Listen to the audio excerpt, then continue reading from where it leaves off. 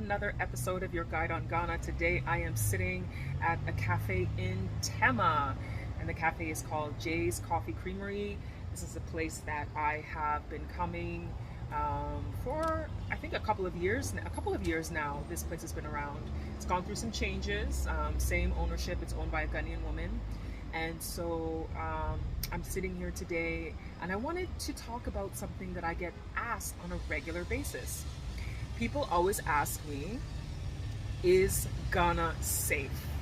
So today I want to talk about safety in Ghana. Don't mind, there's going to be a lot of background noise because I am sitting outside on the patio area, and it is a main street here where a lot of traffic goes by. There's a restaurant down the road, and there's also a clinic down the road and a pharmacy next door. And anyway, it's a busy area, so if you hear a lot of noise, it's because there's a lot happening around me. But needless to say, I wanted to talk about safety in Ghana. So first off, you let that motorcycle pass by. First off, I'm gonna start off by talking about my personal situation that happened to me earlier this year. Now, I had my house broken into, and it was quite a violating experience.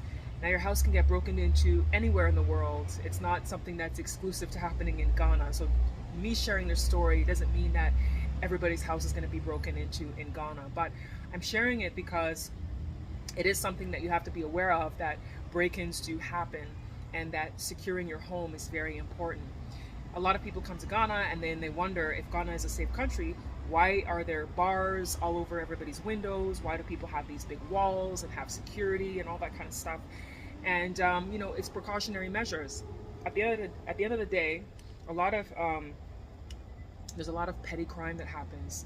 And one of the things that you need to understand is, when there's poverty, there is crime anywhere in the world. So for example, if you're watching, let's say from the US, you notice that areas that have more poverty are the areas that tend to have more crime.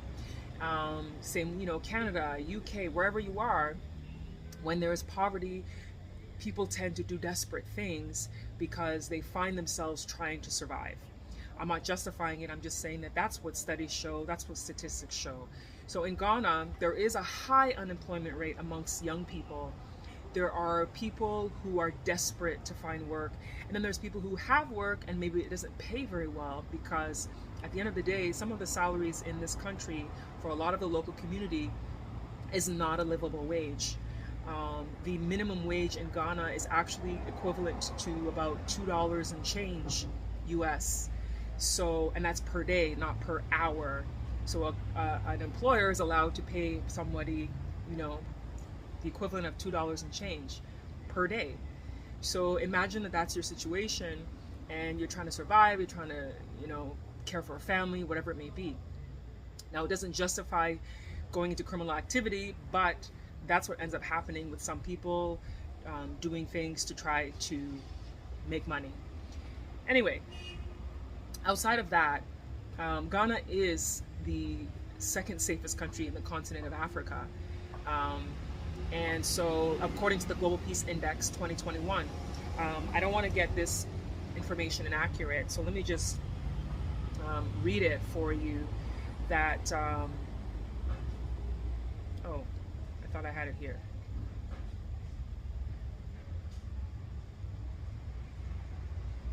Okay. According to the 2021 Global Peace Index, Ghana is the second safest country in Africa. The safest country in Africa is Mauritius, and then in the number 3 spot is Botswana. Now, on the same global listing, Ghana is actually listed as being safer than the United States. I say this because it's mostly Americans who ask me how safe Ghana is, and I'm not saying it's only Americans that do, but it's mostly Americans who ask me how safe Ghana is. Globally, on the index, Ghana is the 38th safest country in the world. The United States ranks 122 for safest country in the world. Ghana is 38. Let me repeat that. Ghana is 38th for safest country in the world. The United States is 122 for safest country in the world on the 2021 Global Peace Index. You can Google the Global Peace Index if you want to look it up for yourself. And I used to live in Canada. Canada is number 10 safest for those who want to know. So yeah, so I just wanted to mention that Ghana is a relatively safe country. However, people still need to exercise precautions when it comes to staying safe. So I'm going to give you some tips on things that you can do to keep yourself safe and to keep your home secured or your apartment secured where you are living in Ghana. So some of the most common crimes in Ghana include theft, break-ins, people snatching phones, purses. If you're not paying attention to something and someone's on a motorbike, they might come by and swipe it and then they're gone. So paying attention to your surroundings, being aware of who's around you, and just being cognizant of your environment and what's going on to try to keep yourself safe and keep your belongings safe, really, because a lot of the times they're not really trying to attack the person, they just want to steal your stuff. um, and Now again, I'm saying this because it's important that you know it doesn't mean this is happening every single day to so many people, but it happens. Those of you who follow my channel know that I have had my phone stolen, right in front of me before, so I've experienced it myself personally. And then now, having experienced the break-in that happened in April, actually is when it happened. My whole house was torn apart. They definitely were searching for money. I do not keep money in my house. In case there's some thieves watching right now, I do not keep money in my house, which I'm sure they were pretty pissed off. I don't, because I know there's people who keep large stacks of money at home, especially with Ghana being a cash society. I'm certain there's a lot of people who unfortunately become victims when they're keeping money in the home. But I don't keep money in the house. So how do you keep yourself safe where you are living when you are in Ghana? Now, number one, I mentioned the bars on windows that people see. In Ghana, they call them burglar proof. So if you're looking to rent a place, it's important that you check to see that they have those on the bars, those bars on the windows. If you feel that that's necessary for yourself to feel a sense of security when it comes to your home. Then there's the next thing is there's barbed wire that people put on their walls or on their fences. You'll see that there's these, they look like coils that are barbed wire with spikes all over it that people will put on their walls. They use that as another deterrent to keep thieves away from climbing their wall and getting, scratched and pinched and razor blade cuts by the barbed wire. So that's another piece of that's another safety tip. Then there's electric fencing. Some people like to use electric fencing. It's an additional cost to do that, but it is something that people have used as options to keep their homes secured. Then there's also security guards. You can choose to get a security guard to secure your home, somebody who stays there 24 hours a day. You can do shift work, because I'm sure one person can't sit there 24 hours a day, but you have security. Or if you're looking at apartments, sometimes they tell you there's 24-hour security available, where there's always somebody sitting outside watching the property, checking to see who's coming in, who's coming out. So it's like a watchman. So that's something that people sometimes will hire for their homes. Or if you're renting an apartment, you're looking for that sense of security at the apartment building. The other thing is cameras, having CCTV cameras above your doors and windows. You could have cameras that are inside the home, cameras that are outside the home, so that they can monitor if somebody's outside trying to break in. And then if they do manage to break in, you have cameras that are inside that are watching people. They have a lot of great technology now that people use that's connected to their cell phones, so you can see anywhere in the world where you are, what's happening at your home. So that's another sense of security that you can use. And then you can use that footage to catch the people who may have broken into your home or may have attempted to break into your home. So that's another thing that people use as well. Be mindful that a lot of those operate on Wi-Fi service, so you have to make sure you have a good Wi-Fi connection at your home, in your area, so that it remains stable throughout, using that type of security at your home. And then there's dogs. There's a lot of people who get dogs for the purpose of security. They have dogs that will be there, vicious dogs, not some friendly dogs that will say hi to everyone, but there's a lot of people who will hire someone to train the dogs, so that the dogs, they're friendly to you, but they know to attack when there's a stranger that comes and tries to break into your home and looks suspicious. So having a security dog, one or two of them, three of them, depending on the size of your property, is also something that's very helpful. Being mindful that you have to also take care of your dog. Um, there are a few places that you can go in Ghana, some vets that you can have to take care of your pet guard dog. So that's another option that people have as well for security.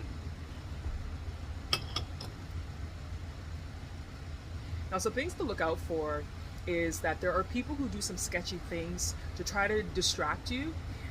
So for example, there's people who will go to people's homes and pretend that they are, surveyors. They'll pretend that they're coming to change the shower head in your home because it's going to give you more efficiency. They'll say that they've been sent by, a state official, whatever it may be.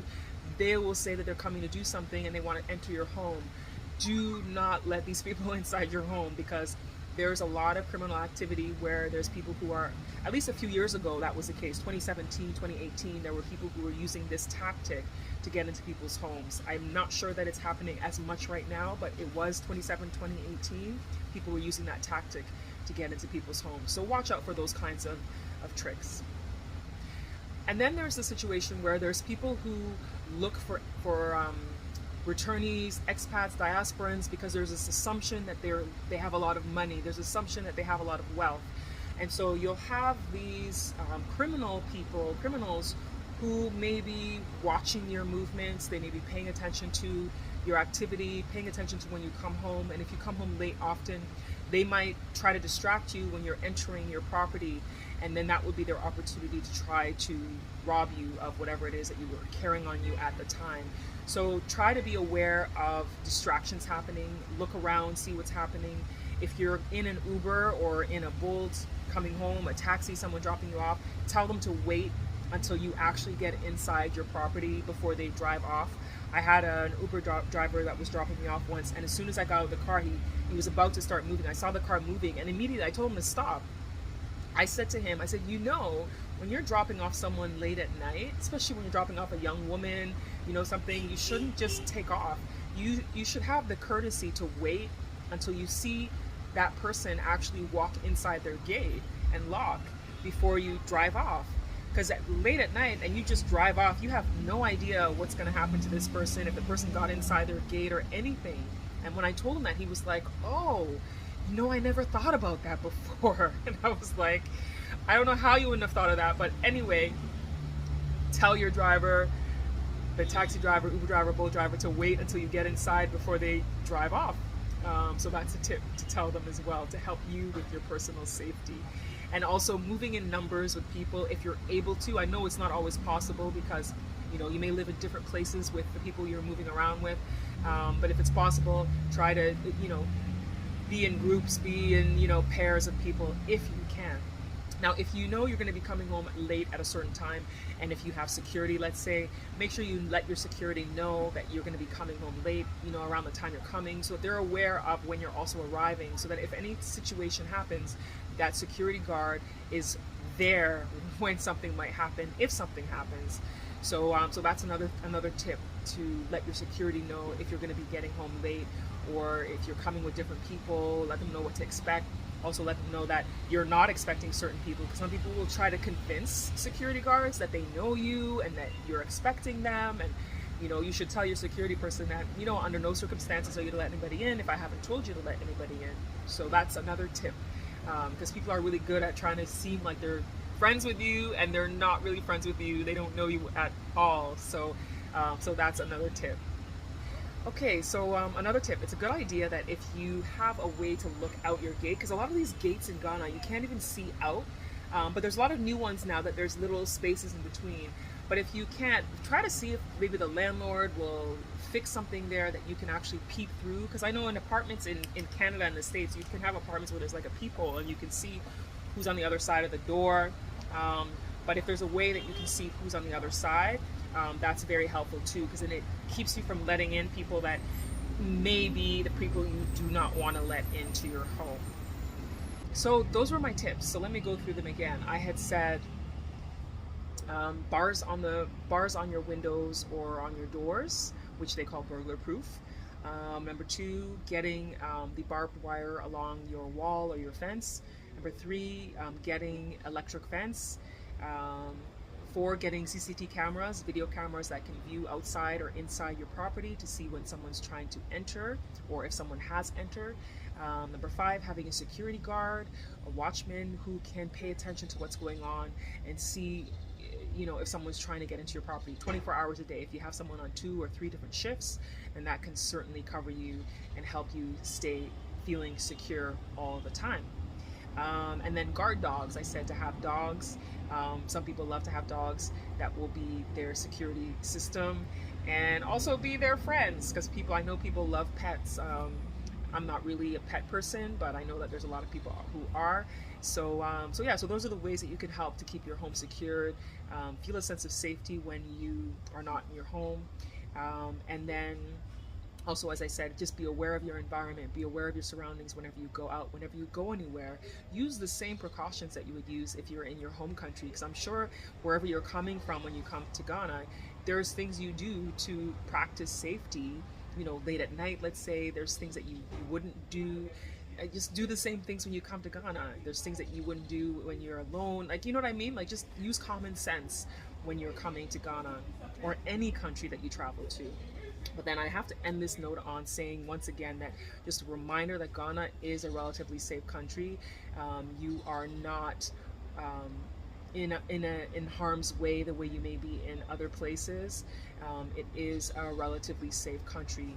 As I said, the Global Peace Index listed it as the number 2 safest country in Africa, number 38th safest country in the world. And so you can feel comfortable coming to Ghana knowing that you are in a safe place. There are people who are very welcoming and will be happy to have you here. So if you have any questions or comments and you want to share any of your experiences, please put them in the comments below. I hope you like this video. Please don't forget to share it. Don't forget to subscribe. Don't forget to hit that subscribe button, because I know a lot of you are watching my videos but you're not subscribing. So hit the subscribe button so you don't miss any of my future uploads. So thanks for watching, and I'll see you next time.